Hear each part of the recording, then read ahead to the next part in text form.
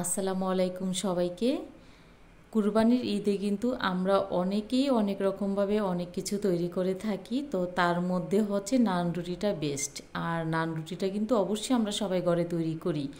তো আশা করছি আজকে বাটার গার্লিক নান রুটিটা আপনাদের কাছে ভালো লাগবে আর খুব সহজ উপায় তৈরি করে আপনাদের মাঝে শেয়ার করতে চলেছি।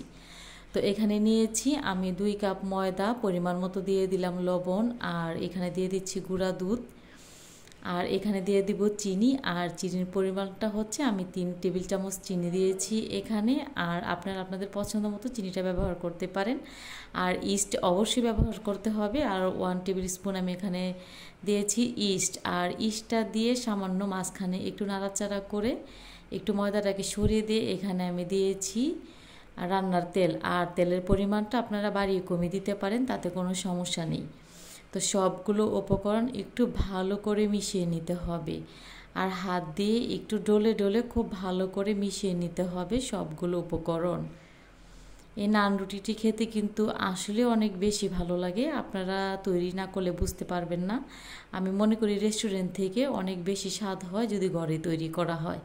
আর আসছে কুরবানি ঈদ, ঈদ তো প্রায় চলে এসেছে। আগামীকালকে ইনশাল্লাহ আমাদের এখানে ঈদ হবে। তো ঈদ উপলক্ষে অবশ্যই এই রুটিটা আমি তৈরি করব।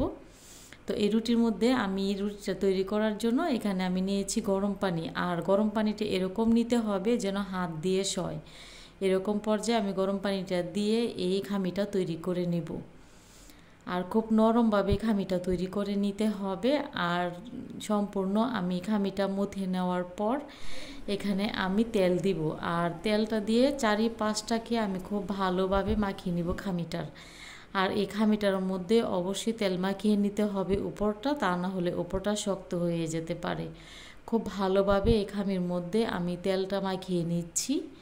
আর মাখিয়ে নেওয়ার পর রেস্টে রেখে দেবো 1 থেকে 2 ঘন্টার মতো। যদি আপনারা রাখেন, আপনাদের কাছে যদি সময় থাকে তাহলে 2 ঘন্টা রেস্টে রেখে দিতে পারেন।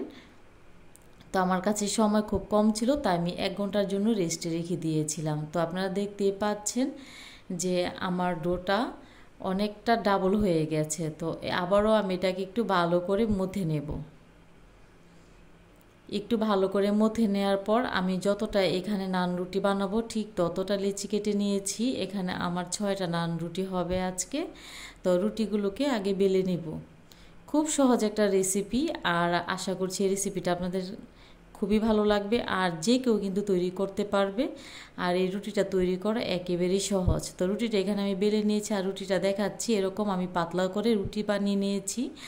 আর এখন দিয়ে দেব আমি রসুন কুচি, আর দিয়ে দেব এখানে কিছু ধনেপাতা কুচি। রসুন এবং ধনেপাতা কুচিটা দেওয়ার পর আবারও এই উপরটা আমি খুব আলতোভাবে বেলে নেব। আর বেলে নেওয়ার কারণে কিন্তু রুটির সাথে ধনেপাতা এবং রসুনটা খুব ভালোভাবে সেট হয়ে যাবে। তো এই পর্যায়ে আমি চুলায় বসিয়ে দিয়েছি প্যান। আর প্যানটা গরম হয়ে গেছে। তো এই প্যানের মধ্যে আমি নান রুটিটা ভাজবো। তো কিছুক্ষণ রেখে দেওয়ার পর এভাবে আমি উল্টিয়ে নিচ্ছি। আর উল্টিয়ে নেওয়ার পর আপনারা দেখতেই পাচ্ছেন যে নিচের অংশটা আমার প্রায় হয়ে গেছে। তো হয়ে যাওয়ার পর এখানে আমি আবারও উল্টিয়ে দেব। তো উল্টিয়ে দিয়ে আপনাদেরকে দেখাচ্ছি যে আমার নান রুটিটা রেডি। তো এই পর্যায়ে আমি এখানে বাটার অ্যাড করব। আর বাটারটা আমি কিভাবে অ্যাড করছি আপনারা দেখতেই পাচ্ছেন, বলে বোঝানোর মতো কিছু নেই। আর আসছে ঈদে আপনারা নাস্তায় এই বাচ্চাদেরকে অবশ্যই এটা তৈরি করে দিতে পারেন। আর যে কেউ কিন্তু পছন্দ করবে। এই নান রুটিটা যদি মাংস ছাড়াও এমনিতেও 2-3টে এমনিতেই খাওয়া যায়, খেতে এতটাই ভালো লাগে। তো রেসিপি ভালো লাগলে শেয়ার করার অনুরোধ রইল। আর অবশ্যই আমাকে কমেন্ট করে জানাবেন কেমন লাগে আমার রেসিপিগুলো।